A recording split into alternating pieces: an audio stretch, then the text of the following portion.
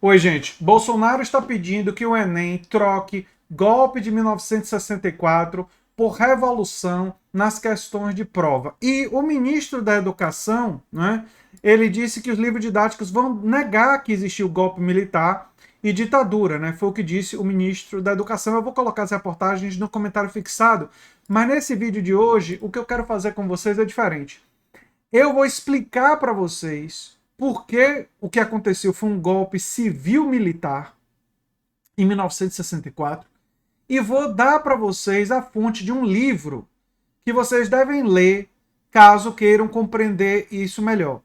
E peço a vocês que compartilhem esse vídeo com pessoas que podem estar reproduzindo essa visão de um revisionismo histórico negacionista, que nega a ciência e o conhecimento científico, que nega as pesquisas de historiadores, algumas pesquisas inclusive clássicas. Bem, primeiro do ponto de vista conceitual, explicar por que 1964 foi um golpe e não a revolução. Depois eu vou explicar por que foi um golpe civil-militar. Mas primeiro explicar por que foi um golpe e não a revolução.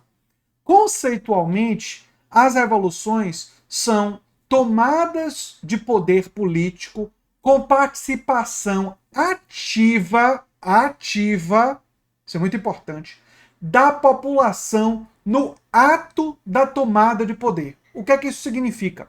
E qual é o exemplo clássico? A Revolução Francesa, a tomada da Bastilha. O povo não foi uma fração de classe, foi a população em geral, as chamadas massas populares. Foram lá e tomaram a Bastilha e fizeram a revolução.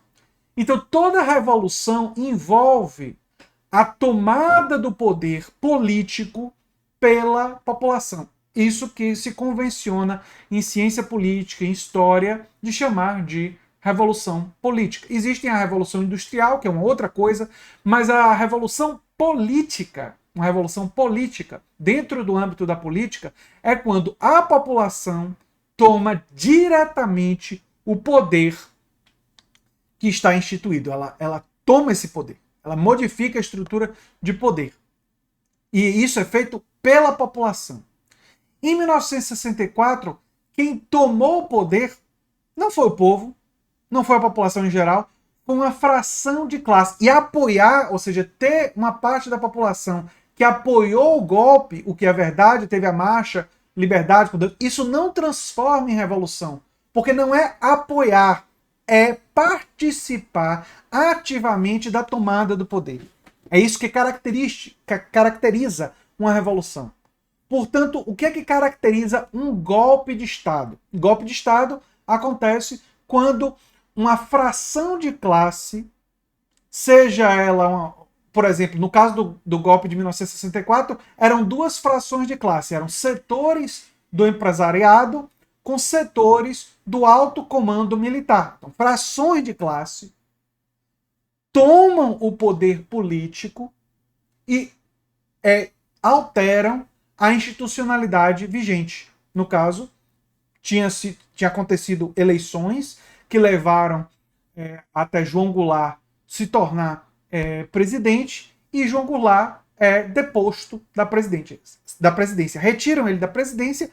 Um pouquinho de história. Um dos motivos foram as reformas de base, quando ele tentou mexer nos interesses da oligarquia e nos interesses dos mais poderosos. Ele foi tentar mexer um pouco nos interesses da oligarquia, e aí a oligarquia viu como oportunidade para retirar ele do poder, não é? E logo depois também aproveitar isso para perseguir o Partido Comunista e as forças de esquerda que existiam na época. Por que queriam perseguir elas? Porque elas estavam crescendo, porque elas estavam ganhando democraticamente apoio. E esse pessoal via com receio e tinha apoio logístico dos Estados Unidos. Os Estados Unidos também estavam apoiando e querendo esse golpe civil-militar no Brasil. Pois bem, por que a gente fala em civil-militar e qual é a grande fonte para isso? É esse livro aqui, 1964, A Conquista do Estado, de René Armand Dreyfus. É considerado uma obra clássica. eu estou aqui na estante virtual mostrando para vocês, não é?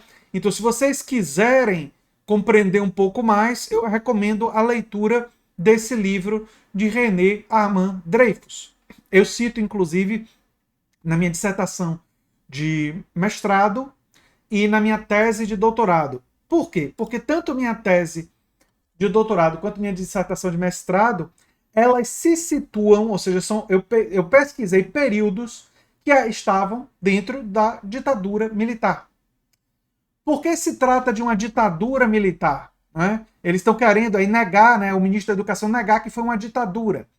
Foi uma ditadura militar porque os militares não permitiam, não existia nenhum tipo de democracia para a troca de poder na presidência. Os presidentes eram escolhidos, e não só os presidentes e os governadores eram escolhidos por um sistema absolutamente autocrático. Isso não é um regime democrático, é um regime ditatorial. E existem outras características de ditadura. Existia censura à imprensa. Existiram presos políticos, outra característica de ditadura. Então, se trata de uma ditadura militar porque os militares mandavam, eram eles que controlavam, com apoio de alguns setores civis, é verdade, não é?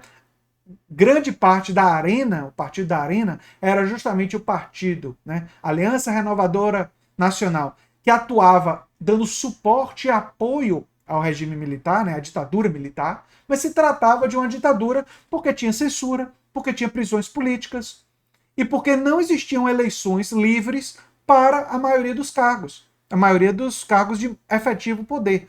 Você só teve eleições para o Senado e para o Congresso, e mesmo assim com dois partidos artificialmente criados pela ditadura, a Arena e o MDB. Você não tinha ampla liberdade partidária de organização. Os partidos de esquerda foram todos transformados em ilegais. Alguns deixaram de existir e foram perseguidos. Então, se trata, obviamente, de uma ditadura. E, do ponto de vista conceitual, se trata, obviamente, de um golpe e civil-militar, porque René Armand Dreyfus mostrou nesse trabalho, nessa pesquisa, que o golpe, o planejamento para a tomada do poder, contou com participação tanto do alto comando militar, de estratos do alto comando militar, frações dessa classe, né, dos militares, dessa categoria, né, dentro da sociedade, assim como contava com membros da classe burguesa ou empresarial brasileira, figuras poderosas desse setor civil empresarial participaram da organização do golpe. Por isso, o golpe foi um golpe civil-militar. Teve participação de ambos na tomada do poder. Mas foi um golpe, porque não teve participação da população no ato da tomada. E apoiar é diferente de participar diretamente. Uma revolução somente acontece quando a população participa ativamente, é ela própria que realiza a tomada do poder. Por isso que falamos em Revolução Francesa, por isso que falamos em Revolução Russa, por isso que falamos em Revolução Cubana, não é? Independentemente dos aspectos bons ou ruins dos regimes que resultaram depois. Do ponto de vista conceitual, esses episódios são revoluções.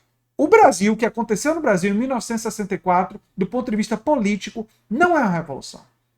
Foi um golpe civil-militar, como bem analisa René Armand Dreyfus, e toda uma tradição bibliográfica que veio depois, boa parte dela na minha dissertação de mestrado e na minha tese de doutorado. Se vocês olharem as minhas referências bibliográficas, vocês vão ver, além do René Armand Dreyfus, uma série de outros autores que vocês podem ler para melhor compreender esse período. E é o que eu tinha para falar sobre isso. Eu sou André Teixeira Jacobino, o canal A Nova Máquina do Tempo, e espero contar com vocês na divulgação desse vídeo para a gente combater o negacionismo científico, esse revisionismo negacionista promovido pelo Bolsonaro e seus aliados. Conto com vocês. Um abração e até o próximo vídeo. Tchau, tchau.